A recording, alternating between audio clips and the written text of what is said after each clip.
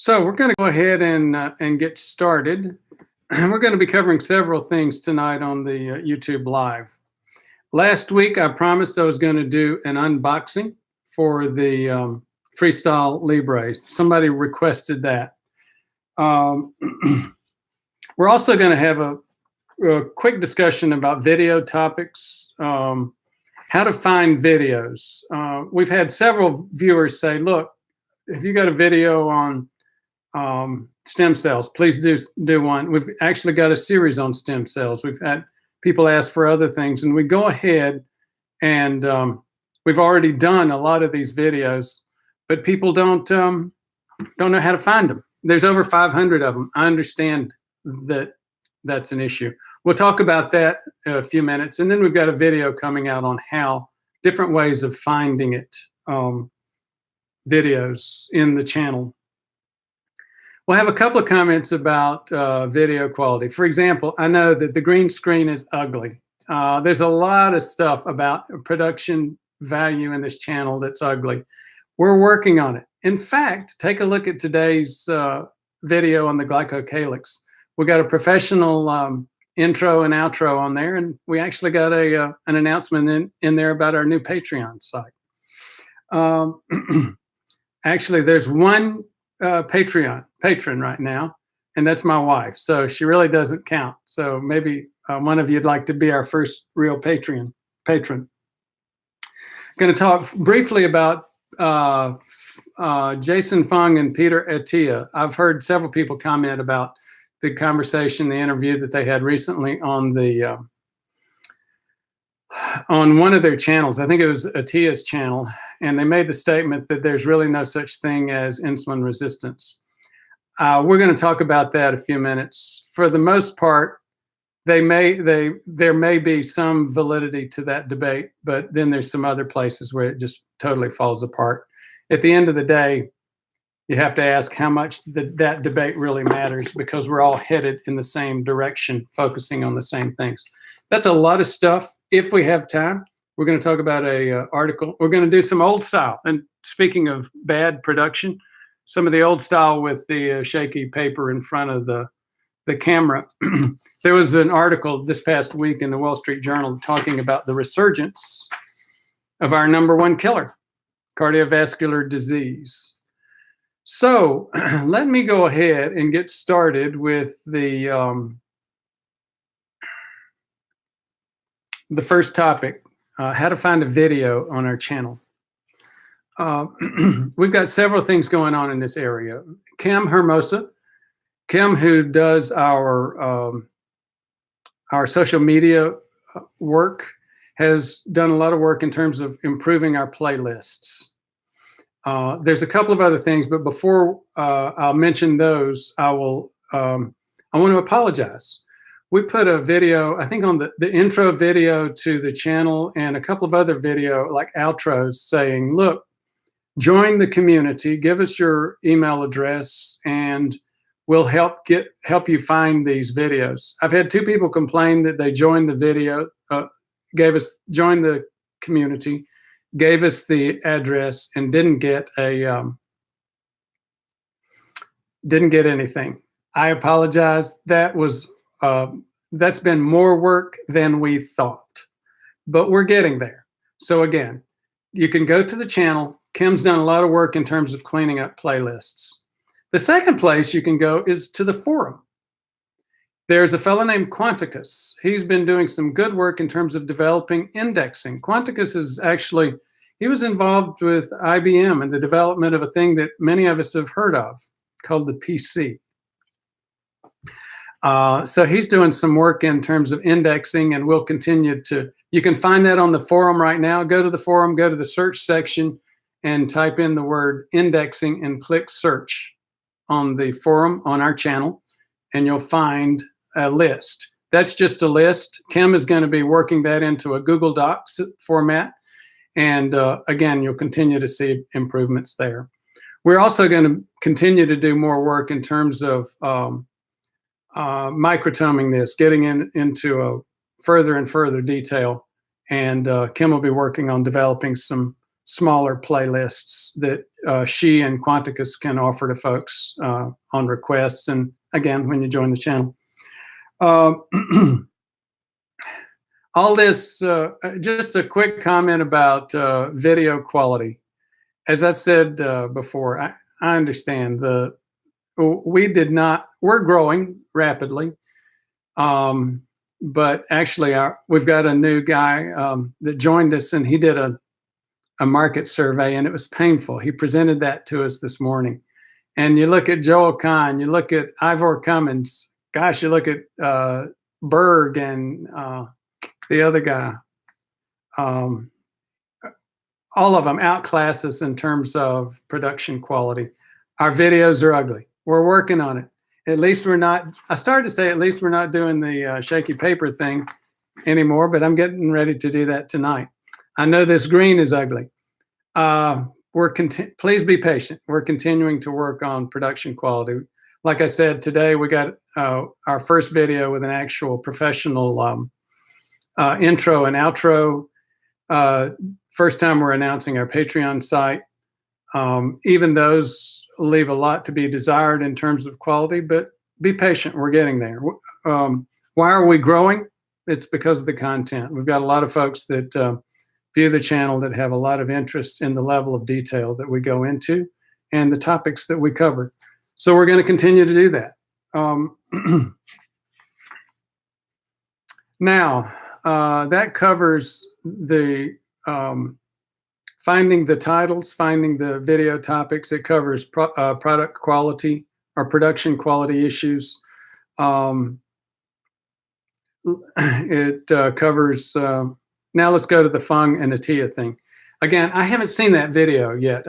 Several people have mentioned it to me. And again, what I've heard is that something that I've seen, I've watched a lot of both of these guys' works. I'm a big fan of both, I think it's Peter Attia and Jason Fung.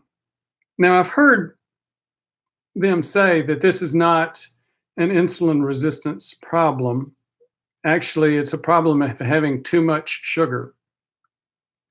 And for the most part, that's clearly the case. It's obvious, you know, you got, that's for that huge tidal wave of obesity that we have. And for folks that do have obesity problems. Here's the concern. And so what they're saying is, look, you eat too much, you get too heavy, you get a lot of adipose or fat cells, they grow, your liver gets fatty, your body is you eat more sugar or more food and more sugar, and your body's trying to find some place to put it. It can't put it there. Got it, understand it, and agree in 90% of the time. But then you look at people that, like me, for example, that have a BMI of 20 and have been fasting 3 or 4 days and eat something like what ostensibly should be a, quote, healthy Proline soup. We did that on this channel, what, 3 or 4 weeks ago. And I routinely will spike up to 180. I don't stay there very long, so you could say, well, maybe that's not a problem. But the bottom line is, I shouldn't be getting up to 180 on a Proline soup. So are you telling me that that is not insulin resistance?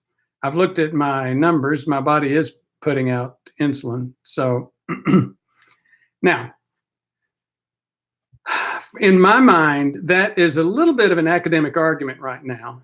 On a practical basis, all three of us, Fung, Attia, and me, and a whole bunch of other people, most of the people watching this channel, for example, would agree that you need to decrease carbs in your diet. That is a significant problem. You need to get to a healthy weight.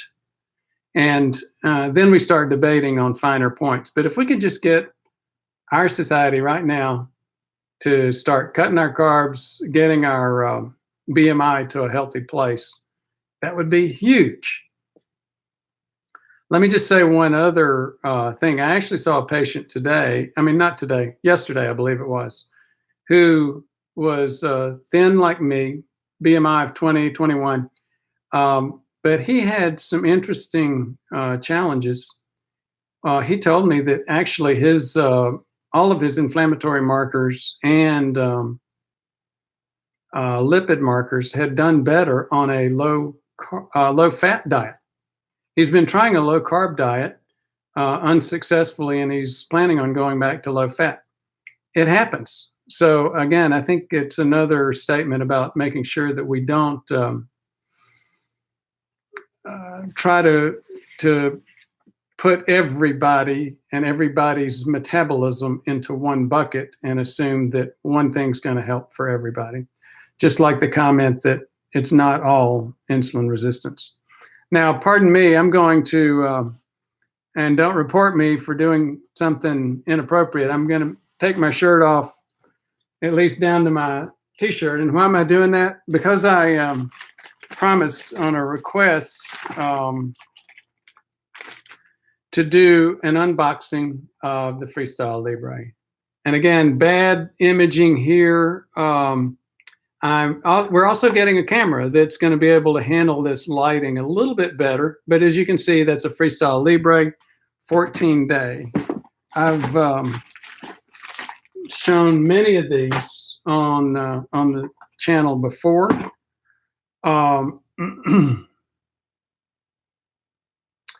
And just as a reminder, it's an app on iPhones, and I just had a patient with a. It's also on most of the competitors. For if you don't have it on your specific phone, Freestyle Libre Link is what it's called. LEBR.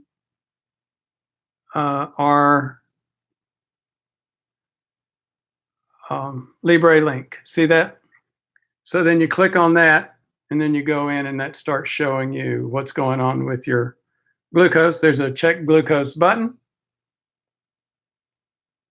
You hit that, and it says ready to scan. I've got an active button going on now. It just clicked, and my blood sugar is 94, and I just had dinner. So I've got another couple of days on this button, this reader, but I'm going to go ahead and actually I'll do both things. I will demonstrate how to take it off.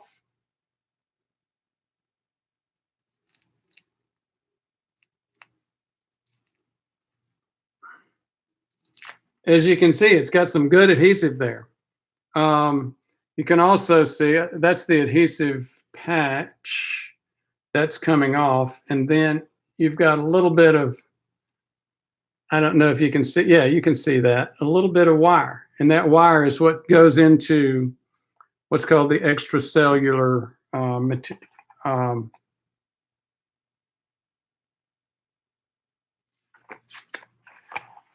so here we go. I'm going to unbox. As usual, take the directions, immediately throw them away. You've got two things here, this and this. Now, what do you do with those?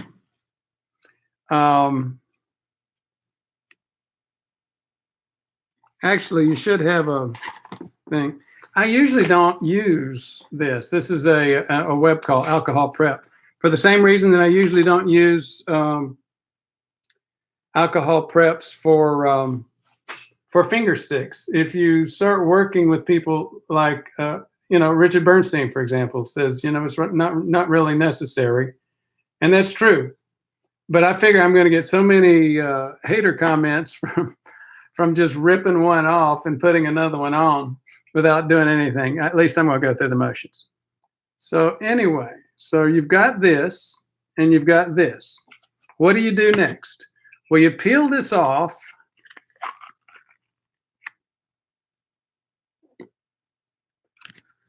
You unscrew this, and you see there is in terms of this, there's a little ridge right there. Otherwise, there are no ridges right around that thing. There's a ridge there, and there is a a guide slot here in this. So if you push this down, it's not going to fit anywhere else until you get it right in line with the ridge. And let me do it different. Let me do it. There, it hit that ridge. The slot hit the ridge. Now watch, I'll push it and the spring will load. So what that did then was load the spring. You can see there is a wire right in there, just barely. It's coming right out of the center. It's that wire that you saw when I released. You can see it through the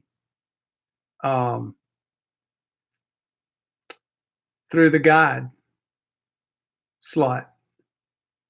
Now, so that spring is loaded with that guide slot. Pop it. I don't even feel it. That doesn't, I do feel a finger stick when I do a finger stick, but I don't feel this. So I'm going to, then you slowly pull this off. And there is your Freestyle Libre, 14 days. Now, I don't know what this is going to tell me because this machine still thinks I'm on the last Libre. It will probably tell me, wait, you just changed links. I mean, changed sensors. But let's see what it says.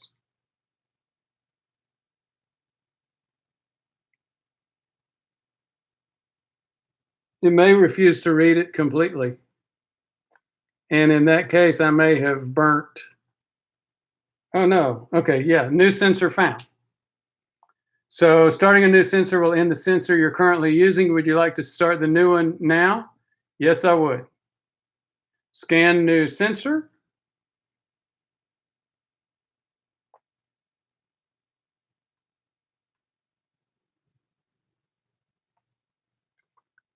And it says what it always says when you scan a new sensor down on the bottom.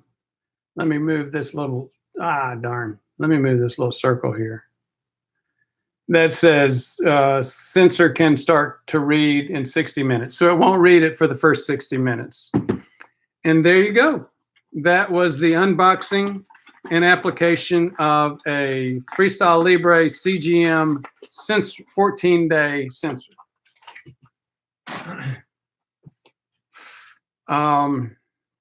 We don't have a lot of participation tonight, so I'm going to go ahead and run through the slides real quick and wrap it up. We'll have a short night. So again, Wall Street Journal article came out, a resurgence of #1 killer. If you want to look it up, it's heart attack at 59. And what they're referring to here is Oscar Washington. He was an executive in DC and had a heart attack at age 59 and died within the week. And their point is America's biggest killer, just make a deadly comeback. Very, very true. And in fact, I did a video on it, I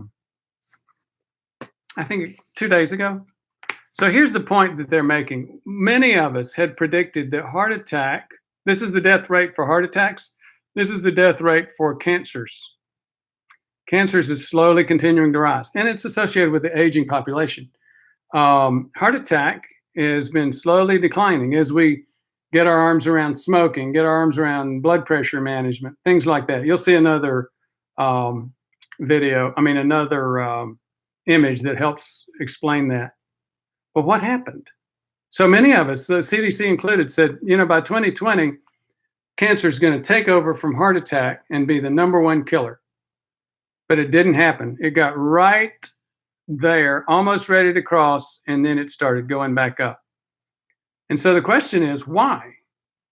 And we're going to talk about that. And this is a great article. They're talking about it as well.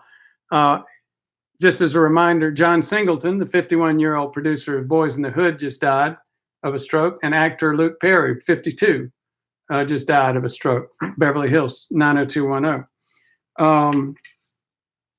Now you say, wait a minute, that's stroke, that's not heart attack.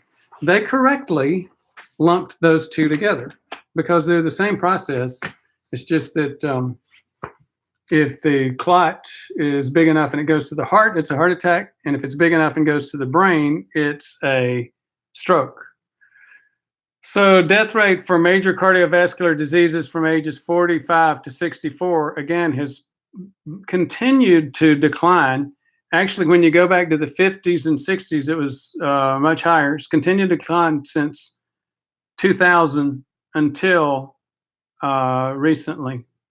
And now it's starting to pick back up. Why is that?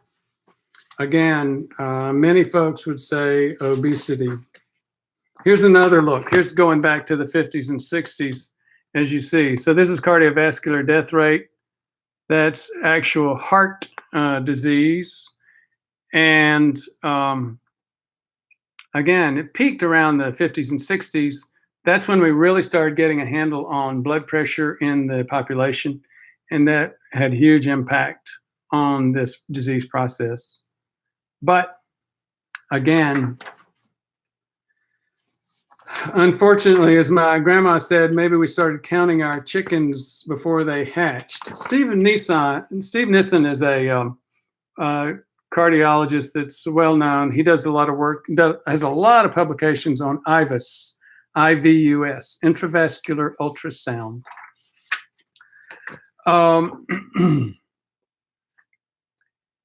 And his comment is, yeah, your typical patient now is, it used to be your 60 and 70-year-old patient. Now we're getting a lot of people that are in their 40s and 50s, like Oscar Washington, and they're obese. He also made the point that used to be everybody was smoking, and that's not happening anymore.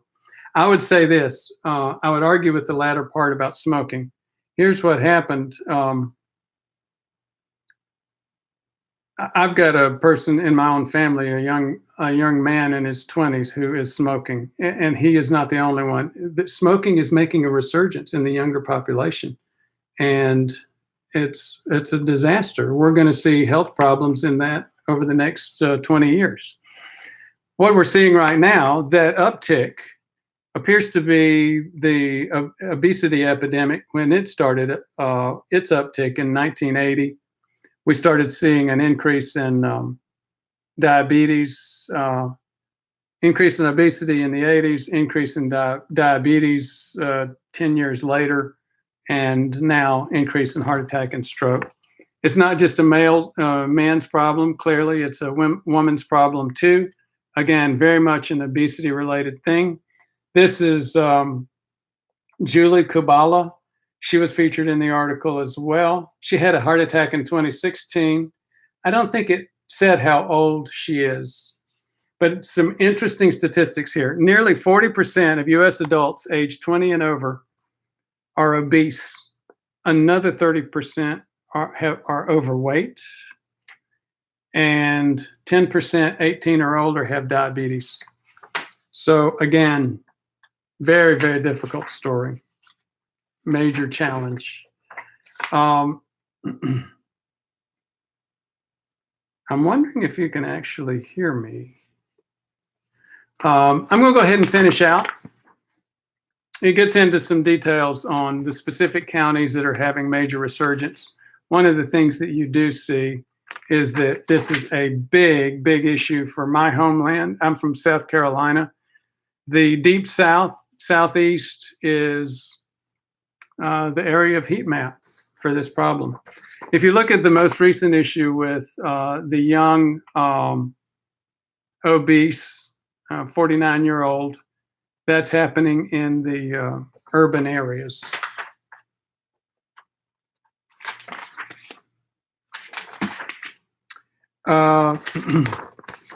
Obesity rates, diabetes rates, and blood pressure, under control and not under control. These diabetes rates, starting at 2% back in 1980 and increasing to 8% in 2012, 2015, I would say they're still way too low because they're not even screening most people for diabetes. That's one of the things that I do. So if we don't know who's got insulin resistance, how in the heck are we going to, or pre-diabetes, or metabolic syndrome? You know, people say I overuse the word insulin resistance. Use whatever word you want. And I know there are variations in the disease process, but these are all very much related disease processes. At the end of the day, people are dying, and they're dying younger. Oscar Washington is a good example. And they're leaving behind healthy people, sometimes not so healthy people, but they're leaving behind people that love them. And that's what my legacy goal is all about. Thank you very much for your interest. I'm going to go ahead and sign out. By the way, I'll not be doing a live event next week because I will be at the Grand Canyon. Thank you again.